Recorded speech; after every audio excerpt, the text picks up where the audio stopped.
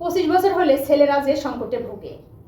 10,000 টাকার বেতনের চাকরিতে জীবন চলে না, আবার 50,000 টাকা বেতনের চাকরিও কেউ দিতে চায় না।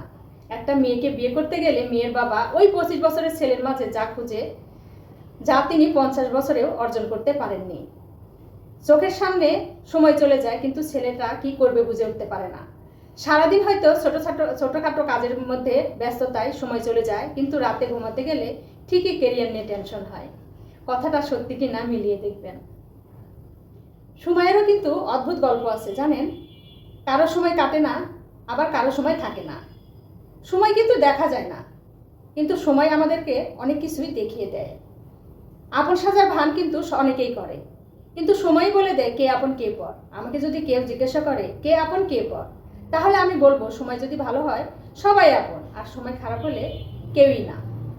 আপনার যদি সময় ভালো হয়, আপনি যদি কোনো ভুল কথাও বলেন, তাহলে মানুষ মনে করবে এটা ঠাট্টা করে বলেছে। আর যদি আপনার সময় খারাপ হয়, আপনার ঠাট্টাকেও মানুষ খারাপ। আপনার কাছে মানুষকে দেওয়ার মতো যদি কিছু না থাকে, তারপরেও কিন্তু মানুষকে আপনি দুটো জিনিস দিতে পারেন। সেটা হচ্ছে আপনার মুখের হাসি এবং আপনার সুন্দর ব্যবহার। আপনি যদি কারোর সঙ্গে হাসি মুখে কথা বলেন, তার মুখেও কিন্তু হাসি ফুটবে, আর আপনার সুন্দর ব্যবহার তার মনে প্রশান্তি এনে দিবে। আপনারা যদি ভ্রমণের মজা নিতে চান, তাহলে কিন্তু সঙ্গে জিনিসপত্র কম রাখতে হবে। আর যদি জীবনের মজা নিতে চান, তাহলে কিন্তু আপনার চাহিদা এবং ইচ্ছা কম রাখতে হবে।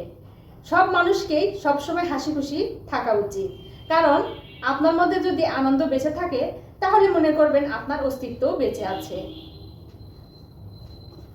আপনাদের যখন সকল দরজা বন্ধ হয়ে যায়, তখন কি করেন? হতাশ হয়ে পড়েন? হতাশ হবেন না, কারণ যিনি আসমান থেকে বৃষ্টি নামাতে পারেন, তিনি কিন্তু যে কোনো সময় আপনার ভাগ্যও পরিবর্তন করে দিতে পারেন। তাই হতাশ না হয়ে আল্লাহর উপরে ভরসা রাখুন, উনি সব কিছু ঠিক করে দিবেন। আপনি যদি ভালো উপার্জন করতে না পারেন, তাহলে এই সংসারে এবং সমাজে আপনি একজন ভালো সন্তান, ভালো ভাই, ভালো প্রেমিক, ভালো স্বামী অথবা ভালো পিতা হতে পারবেন না। কারণ আপনার কাছে যদি ধন সম্পদ টাকা পয়সা না থাকে, তাহলে এই পৃথিবীর কারো কাছে আপনি ভালো হতে পারবেন না।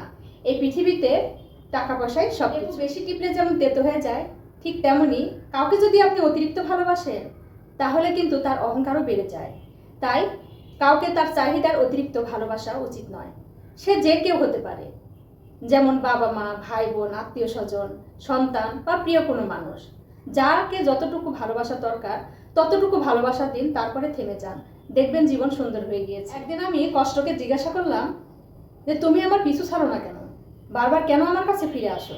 কষ্ট আমাকে বলল, সুখ তোমাকে ঘৃণা করলেও আমি কিন্তু তোমাকে ঘৃণা করি না, তাই বারবার তোমার কাছে ছুটে আসি। সময়েরও কিন্তু অদ্ভুত গল্প আছে জানেন। কারো সময় কাটে না, আবার কারো সময় থাকে না। সময় কিন্তু দেখা যায় না, কিন্তু সময় আমাদেরকে অনেক কিছুই দেখিয়ে দেয়।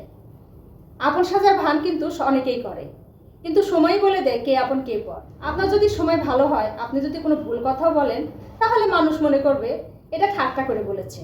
আর যদি আপনার সময় খারাপ হয়, আপনার ঠাট্টাকেও মানুষ খারাপ মনে করবে।